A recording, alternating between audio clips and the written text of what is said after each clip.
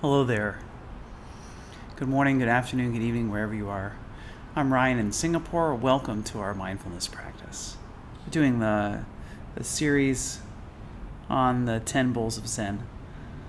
So kind of in the middle of it, I guess. We're on bull number 5, so I guess that's halfway through. So looking forward to sharing this with you, and just kind of catching up where we are. 10 Bulls of Zen. What is it? It's an old poem from the 12th century with some accompanying drawings, likening the process of discovering true nature and purifying the mind, this through this kind of allegory coming from the paintings are from China, so it's a Mahayana Buddhism that a lot of these paintings and poems have come out of. So that's really what we've been chatting about. It's an analogy about how the mind is like a wild animal, and how we can slowly make peace with it and befriend it and tame it. And the name of today's lesson and painting is called Taming the Bull. We talked a bit last time about taming versus befriending, what that process is like, how there is self-compassion in it, but how there is also some need for discipline. So today we're going to spend more time chatting about, we start to move into a bit about belief, about what we believe happens as we get to know ourselves, and there's no secret that Buddhism is a religion. So there is somehow some sort of belief that may come along with this, especially as we get here to these higher bulls, starting with 5 and more, kind of what they all mean. So this one is called Catching the Bull, and I'll show you the picture that goes along with it. So here's the painting for Catching the Bull.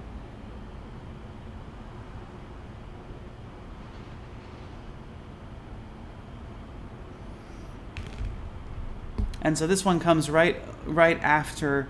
I'm sorry. This is Taming the Bull. Okay, one more time. Last one was Catching the Bull. This one is Taming the Bull. Oops. Anyway, you saw the photo. So that's Taming the Bull, and it goes along well with Catching the Bull. So I'll read. First of all, I'll read the poem along with the commentary that comes from Zen Flesh, Zen Bones. So first, the poem itself, translated out of Chinese. The whip and rope are necessary, else he might stray off down some dusty road. Being well trained, he becomes naturally gentle.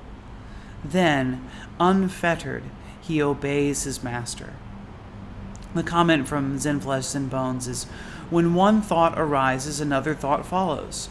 When the first thought springs from enlightenment, all subsequent thoughts are true. Through delusion, one makes everything untrue. Delusion is not caused by objectivity. It is the result of subjectivity. Hold the nose ring tight and do not allow even a doubt. And then I'll read also this other commentary. Now comes the struggle. When the honeymoon is over, when we are catching the bull, we realize the power of our illusory self with its tendencies and idiosyncrasies. As Lily Marie Johnson remarked, although he is always with you, you can't turn around fast enough to see him. The bull stands, says the poem, in an impenetrable ravine. For the meeting with the peace of our true nature is really also the meeting with the strength and power of our illusory self. It is interesting to note that the taming of the bull is also an image of taming the ego, consciousness having no need to be worked upon since it is already present and fully achieved. As noted by Tibetan Buddhist master Chongyam Trungpa Rinpoche, taming the bull is achieved by precision of meditative panoramic awareness. This is when you get accustomed to the sheer light of consciousness by contemplating its nature through a process of abidance. So the taming of the bull is here, the gradual dissolution of our ego nature into pure consciousness until it finally merges to its ultimate self within. So here we go. Yes, this one's taming. Maybe it's too early here, but as you see, it's more. We start talking about, and I suppose I omitted the part here that talks about it mentioned God. So I'll reread this with that left in. So taming the bull is the gradual dissolution of our ego nature into pure consciousness or God's being, until it finally merges into the ultimate self within.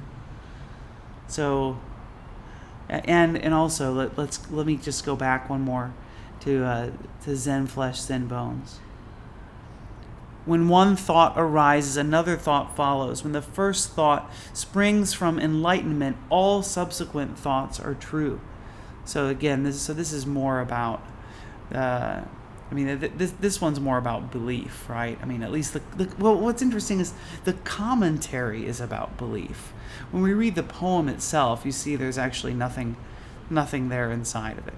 The whip and rope are necessary, else he might stray off some dusty road. Being well trained, he becomes naturally gentle. Then unfettered obeys his master. And I suppose that's the most interesting part for me, is then unfettered he obeys his master. So then, we've gone through this process of the whip and the rope are necessary. We must do something. We must exert a great deal of effort and a great deal of discipline to get to this stage where we can, be fully present and through that presence, let go of our subjective awareness and be more in this state of objective awareness. And I think what the part that I don't necessarily agree with is this part that says, once enlightenment is achieved, then all subsequent thoughts are pure thoughts, and we're that's it. You lock in and you put your hooks in and you go along for the ride, and then the entire journey becomes effortless. And maybe that's true. It's hard for me to say as an unenlightened person.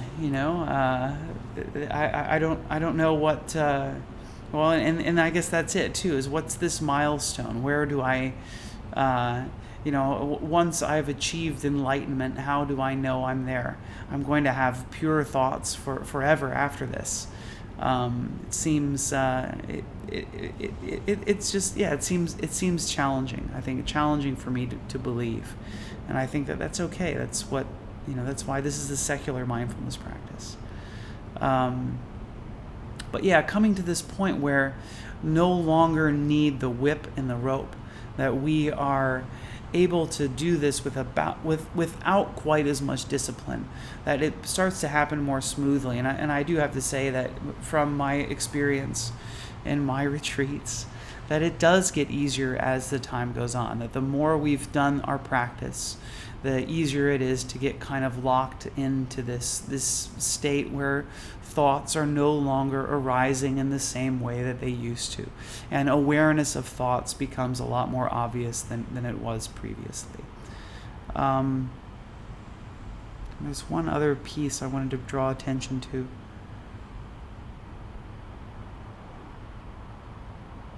Delusion is not caused by objectivity. It is the result of subjectivity.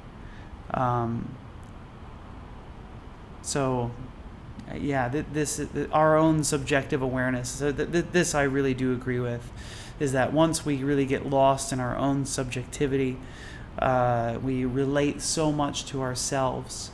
This is really where the cause of a lot of our suffering and delusion is.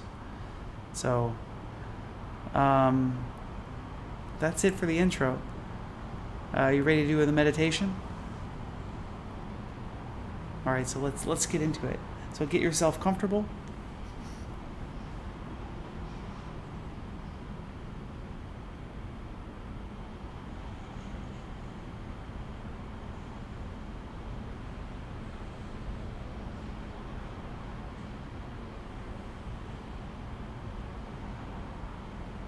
and starting to notice the breath. The fact that as you sit here, you are not motionless, that your body continues slight movements with the breath.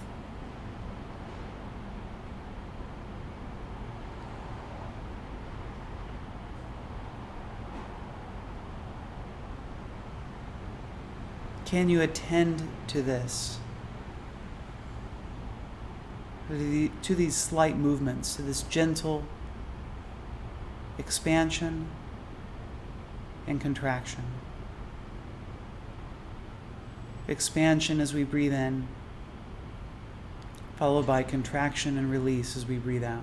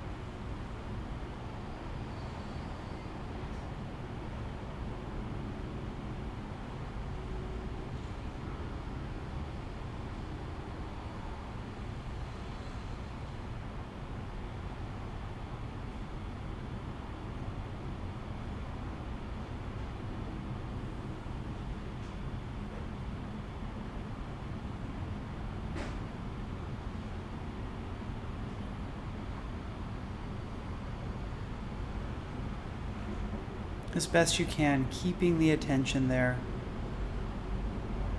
wherever you feel this expansion and contraction of the body. Maybe you feel it at the abdomen. Maybe you feel it at the chest.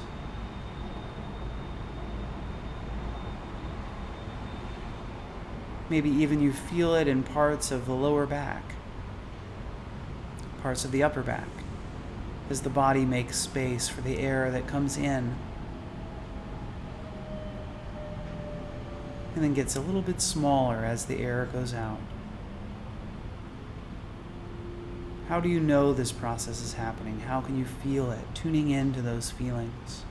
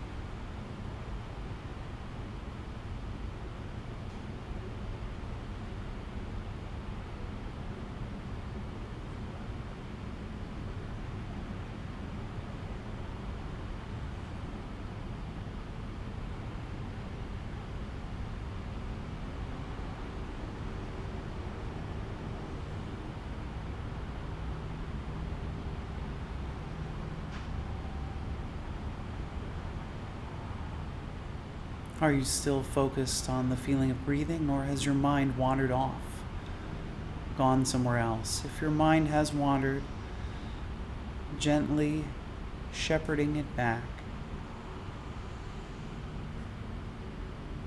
to following the physical sensations of breath.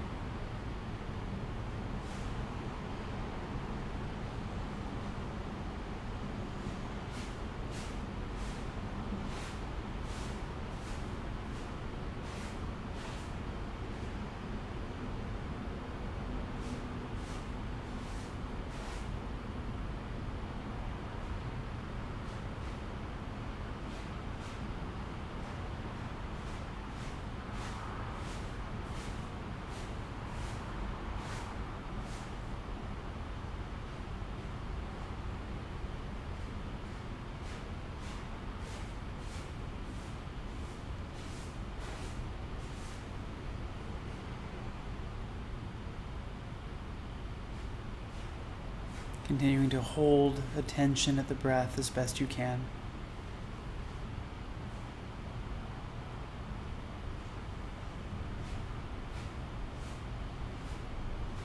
And if you're able to hold, it's observing what happens to the mind as you stay focused on this feeling of breathing.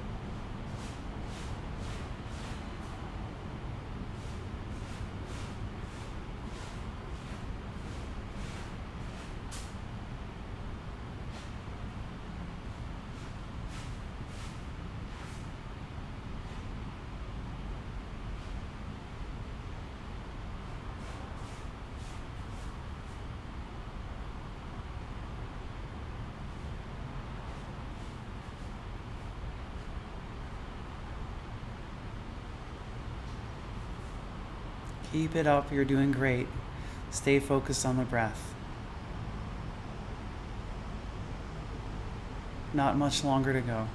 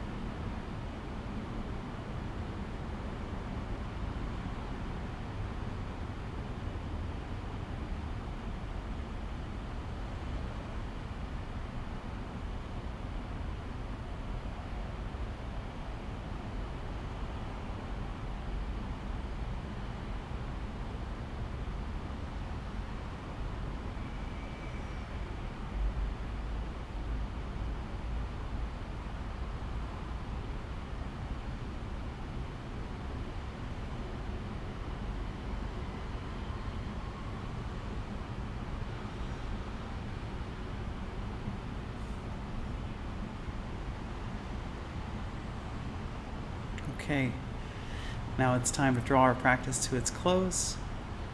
Well done. I'll close practice with 3 rings of the bell.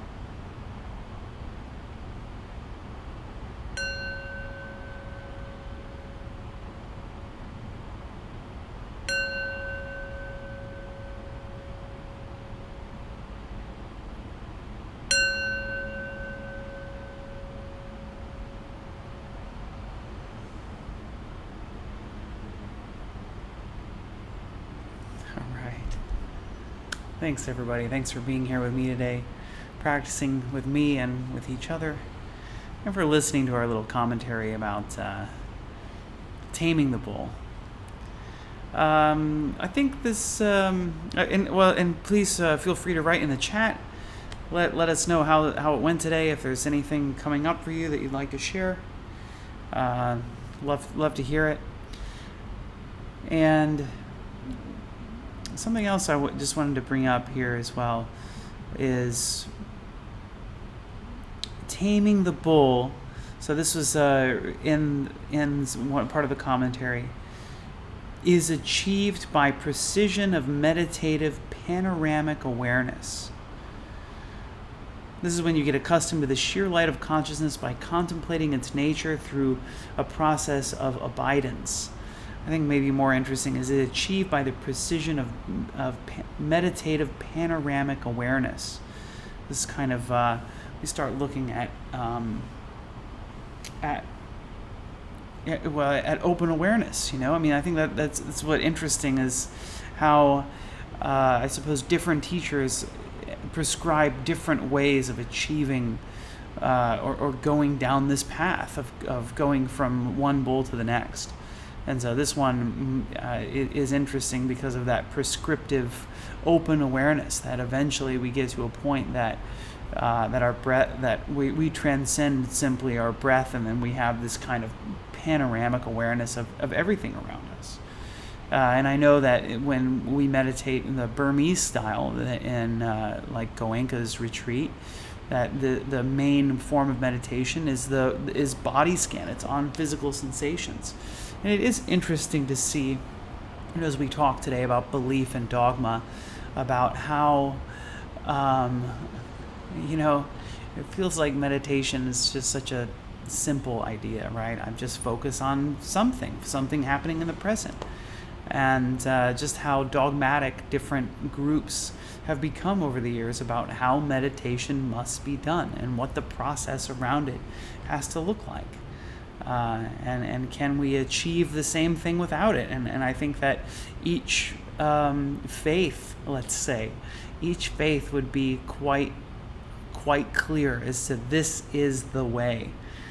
This is the exact way that you have to do it.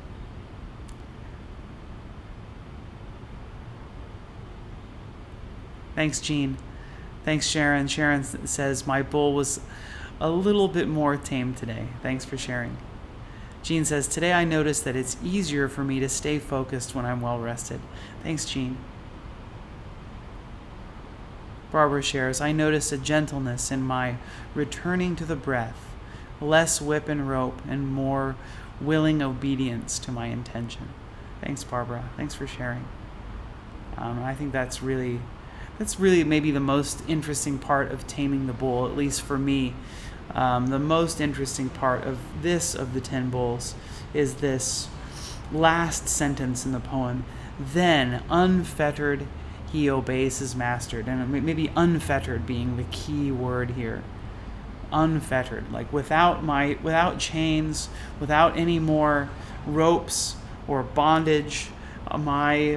My will, my ego is free, and it's free not in the way that it's all over the place. It's free, and it's willing to see things clearly without that delusion of subjectiveness that's constantly coming. So I think what I'm going to do is these last few, I mean, that's like the last 5 bulls. They're a bit more, a bit less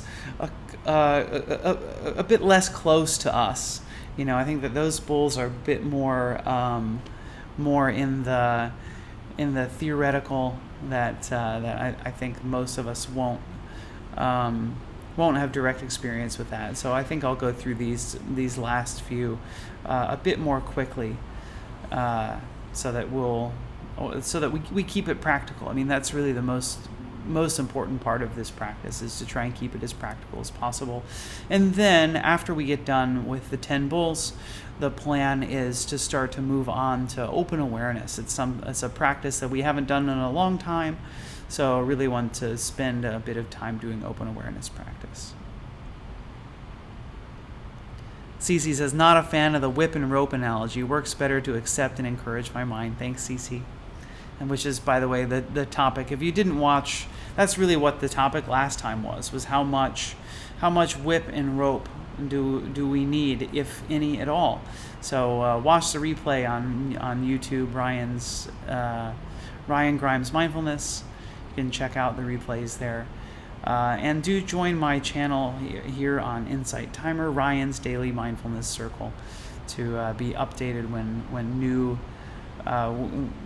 15 minutes before the live event starts, so that you'll know that it's time that it's coming, and also to share what's going on in your practice. Okay, that's it for today. I'll be back next time to start walking through the rest of the bulls, and look forward to chatting with you then. Thank you, Cece, for your donation. Yeah, come to the circle. Here, I'll write it. Oops.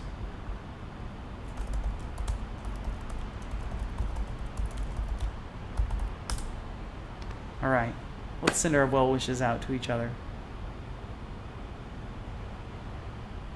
May I be happy and peaceful. May everyone watching, listening right now, wherever you are, I wish you all happiness and peace. And may all sentient life throughout the universe, wherever it may be, and here, of course, on our home, the earth, may we all be happy and peaceful. All right.